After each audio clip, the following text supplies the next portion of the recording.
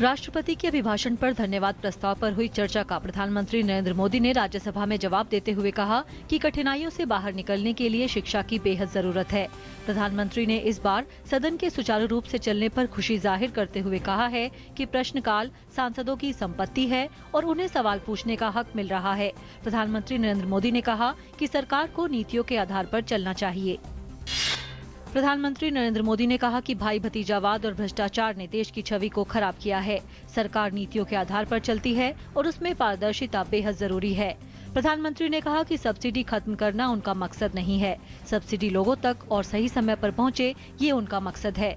प्रधानमंत्री ने कहा कि ढेर सारी परियोजनाएं लंबे समय से रुकी हुई थी। करीब 300 परियोजनाओं की उन्होंने खुद समीक्षा की और बहुत सी परियोजनाओं को शुरू कर दिया गया है।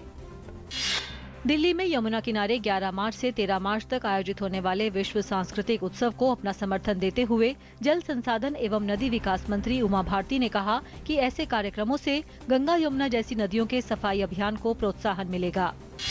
केंद्रीय वित्त मंत्री अरुण जेटली द्वारा दिल्ली के मुख्यमंत्री अरविंद केजरीवाल समेत 6 लोगों के खिलाफ दायर आपराधिक मानहानि के मुकदमे में अदालत ने आज सुनवाई की। अदालत ने अपनी सुनवाई में केजरीवाल सहित आप पार्टी के 5 अन्य लोगों को कोर्ट में 7 अप्रैल को हाजिर होने का आदेश दिया है। जेटली ने ये मामला पिछले साल 21 दिसंबर को दर्ज कराया था। राज्यसभा में जाट आरक्षण के दौरान राज्य और केंद्रीय खुफिया एजेंसियों के बीच समन्वय की कमी पर किए गए सवाल का जवाब देते हुए केंद्रीय गृह मंत्री ने स्पष्ट किया कि जाट आरक्षण के विरोध प्रदर्शन के दौरान राज्य और केंद्र सरकार के बीच समन्वय में कोई कमी नहीं थी। उन्होंने कहा कि पूरे मामले की जांच के लिए 3 सदस्यीय समिति का गठन कर दिया गया है। इससे पहले कि समिति अपनी रिपोर्ट सौंपे, यह कहना अन्यायपूर्ण होगा कि राज्य सरकार इस मामले को संभालने में विफल रही है। संसद भवन में आज प्रधानमंत्री नरेंद्र मोदी की मौजूदगी में भाजपा संसदीय दल की बैठक हुई। बैठक में पार्टी प्रमुख अमित शाह ने सांसदों से कहा कि उन्हें योजनाओं को रेखांकित करते हुए बजट को लोगों तक लेकर जाना चाहिए और ये सुनिश्चित करना चाहिए कि लाभ जमीनी स्तर पर पहुंचे। भोपाल के राजा भोज एयरपोर्ट पर एयर इंडिया की फ्लाइट 634 की आज इमरजेंसी लैंडिंग की गई। बताया जा रहा है कि तकनीकी खराबी आने की वजह से ऐसा किया गया है। एयर इंडिया का ये विमान भोपाल से मुंबई जा रहा था। उड़ान भरने के बाद विमान से पक्षी टकराया, जिसके बाद विमान में तकनीकी खराबी आने के चलते इमरजेंसी लैंडिंग का फैसला किया गया। इसके चलते उड़ान में 25 मिनट की देरी हुई। भोपाल से मुंबई जा रहे इस विमान को बीच रास्ते से वापस बुलाना पड़ा। भारत में इस साल का पहला सूर्य ग्रहण आंशिक रूप से दिखाई दिया। हालांकि यह ग्रहण भारत में कुछ देर के लिए ही दिखाई दिया। भारत में आज सुबह 5:51 बजे ग्रहण लगा, जो उत्तर पश्चिम एवं पश्चिम भाग को छोड़कर शेष भारत में सुबह 6:47 बजे तक रहा। आज सूर्य ग्रहण के मौके पर बड़ी संख्या में श्रद्धालु नदियों में पवित्र स्नान कर रहे हैं।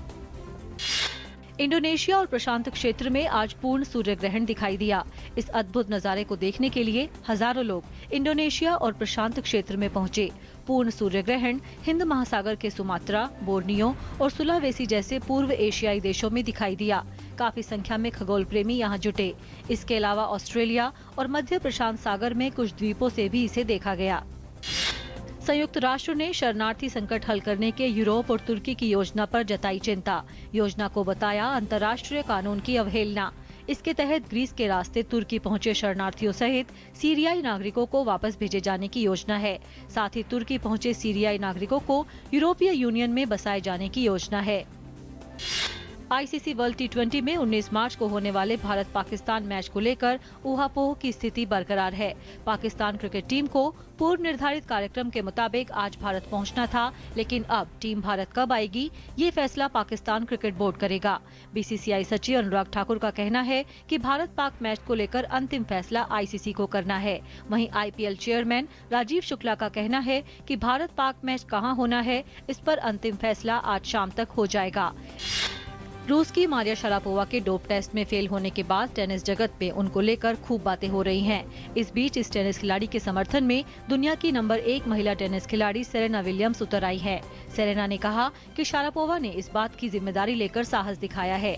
5 बार की ग्रैंड स्लैम चैंपियन और पूर्व नंबर 1 शरापोवा ने स्वीकार किया है कि वो ऑस्ट्रेलियन ओपन के दौरान डोप टेस्ट में फेल हो गई थी।